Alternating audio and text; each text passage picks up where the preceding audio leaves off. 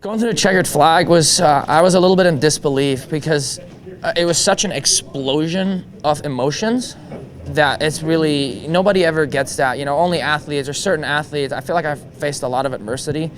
I pulled a big move on a bike that everybody said can't win, and we made it happen, and it wasn't given to me by any means, right? So after that, with everybody coming over, hugging me, all the riders, a lot of my friends, and even riders that, you know,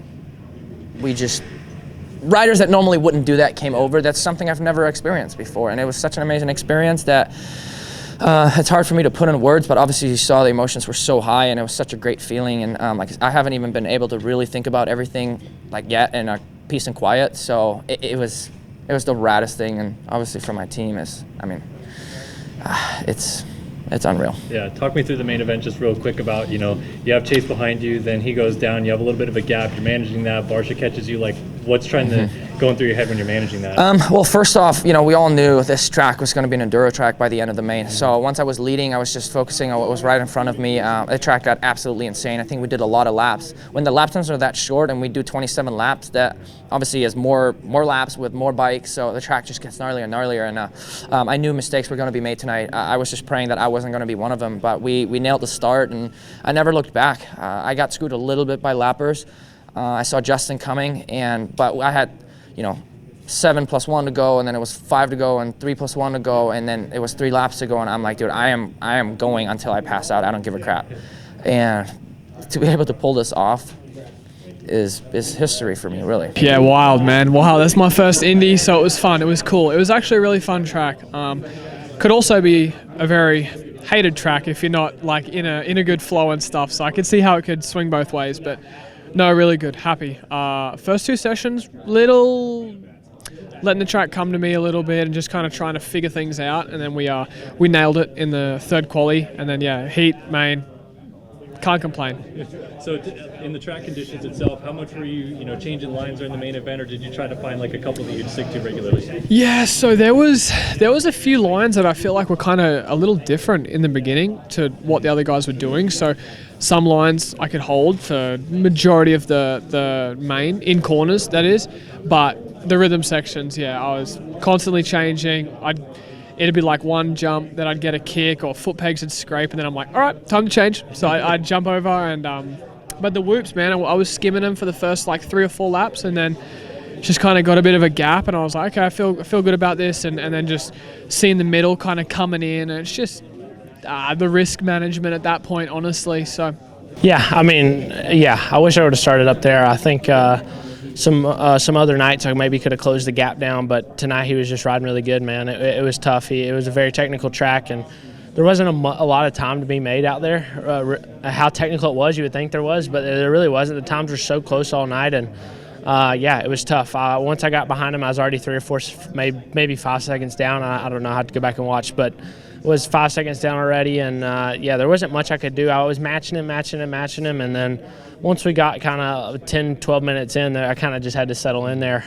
Just wasn't making enough ground to put in a late rate push there at the end. So yeah, he rode great, and wish I could have started up there. I definitely could have gave him a fight for the win, and I think I could have won it if I had started up there or got the whole shot. I think I could have had a good chance at it. But yeah, we got next weekend to give it another shot. Dealing with the injury, does a track like this affect it at all, or is it just kind of totally normal on the bike still, and it's off the bike that it's hurting more? Yeah, the knee wasn't hurting me too bad this week. Funny enough, last weekend in Daytona, ended up breaking 2 ribs, so didn't even ride this week. So yeah, we're coming here, we're pushing through, we're fighting, and yeah, we'll be here till the end. So yeah, we just got to do a little bit better. The ribs weren't a problem though. Maybe a little hindered me breathing wise, but physically I felt good. Everybody at Star and all them have put in a lot of effort just to get me back to where I need to be, and the knee's getting better each weekend a little bit. Just kind of the muscles in there are kind of getting used to the no ACL, and yeah, it's getting better each weekend, definitely getting stronger, but yeah, I mean, it's still not obviously ideal. Yeah, I started right there, like Hunter and we had first and second gate pick, and there was 2 gates side by side that were really good, and I liked the third from the doghouse a little bit better, and I took it, and Hunter obviously took the one beside me, and we were just like neck and neck going down the first straightaway, and I tried leaning on him, but we were just so close, like he had the inside and pushed me out.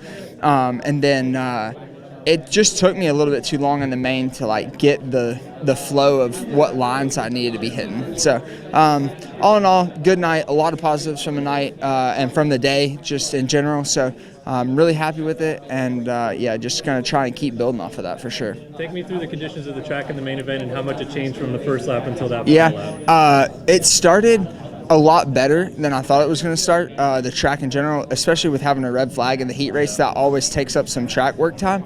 So I didn't really know what to expect. The track crew did a really good job of like throughout the night show mellowing out some landings so that you could over jump them a little bit more, because that's the biggest thing is like you get a kick and you come up short on something nose first and it's so soft it just sticks. And so it was it changed so much though from the first lap to the last lap, and you just constantly had to be like, the turns for some reason didn't get super rutted. It was like the faces. So like you constantly had to be thinking about the face in the turn, you know? Like if you didn't, you would come up to the jump and there would be a rut going sideways and you would catch it at an angle and go straight to Indonesia. So it was just like a lot of mentally like thinking and trying to get through that. Yeah, for sure. I felt like in the main I probably rode the best I did all day. It's just a bummer. I think for me, I was close to a podium tonight, and I think it might have just been start position, honestly. But I can take getting fourth, and I can take that when I ride well. So we'll just try to get a good start next weekend and ride like that and see if we can get on the box. What do you think it was about the main event specifically that you rode a little bit better? Track, bike setup, anything? I think my bike setup was really good for the conditions. It had a lot of hold up. For the soft jump faces and stuff, but I had really good side traction, and I kind of been fighting that a little bit at the previous races, and tonight I was on point and I could turn and kind of do the things that I wanted to do. Yeah, I mean, the only time no fireworks go off in the top three is when I'm in fourth. I felt good all day. Always love coming to Indy. I don't know. I just felt different today. I felt a fun vibe. I signed a lot of autographs. You know, it was cold, but it was just different. I liked it. I was having fun. They could tell. I mean, the team could tell I was having fun all day, and I just didn't really take it like too serious. I hate when I do that. I think I did that the last 2 weekends. I was like, dude, I got a podium now. Which is not a bad mindset to have, but it doesn't work for me, I guess. But yeah, I just had fun all day, and it kind of worked out for me. This is your closest race to your hometown, I believe, right? So when you come here, does it feel like a home race? Does it feel like you know the dirt pretty well and all that stuff? Oh yeah, man. It's only 2 hours away from my hometown. And yeah, I actually watched. I came here my first Supercross from. Other than KJSC that I did in 2004, I came with my dad and we watched in 2009. And yes, it's just it's good vibes here. A lot of friends, a lot of family. It's I saw a lot of people today that I haven't seen in like 10 plus years. So it's always good to get back here. I was joking around saying this weather makes me miss home, but kind of does. I haven't snowboarded in a while, so maybe I would say this off season, but there's no really snow in the off season. But might have to try to get back up here more often. Yeah, the all day was pretty good. I had a great hit. I was on P4, and then on the start, I think I slide the back wheel on the gate. So I had a bad start. I was like 12 or 13 maybe in the first lap. I catch quite good back. I was back on the group from the front, like being there was 6 or 7, and then I had a small tip over, and I lost a lot of time and a lot of energy also. So I think I finished 8th. Not really the position I want to be, but. I feel the speed beginning of the moto was pretty good. I catch a little bit the guy in front of me, and I had a good pace and until the crash. But I have to put like together small little things, everything together to match the pace up front. These last 2 weeks, obviously very rutted, tricky conditions. First time for you experiencing that on a Supercross track. What do you think? What are those like? Yeah, definitely. Like Indy is tough. Yeah. Like track is I never had before that. Like even the dirt is like glue. Yeah. If you close the gas, the bike stop alone. Right. Like it's really special. And I think the first time is quite sketchy. I really never ride on a track like this before, so. Yeah, I had to get used to it a little bit, and for sure, like every race is new for me, so I try to learn as much as possible for the next years. Yeah, it was definitely pretty gnarly. Fortunately, like there were quite a few different options you could do, so like you didn't have to go in the same route all the time. Like you had a few different lines on some rhythms as well, and I would say the track crew did a phenomenal job going out in between the sessions and fixing some of the big jumps, keeping it from being like dangerous, if you want to call it that way. I mean, it was really technical, and I mean, I really enjoy it. It does bring the speed down a little bit, so in a sense, it's almost, I feel like, safer. It's still gnarly, but yeah, I had a blast. I thought it was good. Like you said, with the multiple lines, how much did you find yourself changing lines and you come into a section and realize, that's not good anymore? Yeah, it happened quite a bit, and it happened quite a bit without me wanting to do that too. So there's quite a few times I'm like, oh, all right, shoot, I ended up over here. All right, let's just hopefully I didn't kind of went off. But no, it was good. Yeah, like I said, I had a blast. I thought the track was good, a fun technical track in general, and yeah, it was a good time. My start wasn't that good. Both my heat race start and my main event start weren't that good.